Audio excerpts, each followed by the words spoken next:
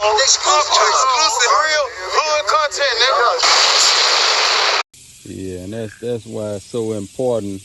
We need to be able to hear from you on these truths so we could, change things for the betterment in the future. And they're afraid of that, but there's nothing to be afraid of. You know Bobby Rush come down here, right? Oh, he came down here to see me about see what I can do, what I can do out there on them streets. Mm-hmm. They was upset about that.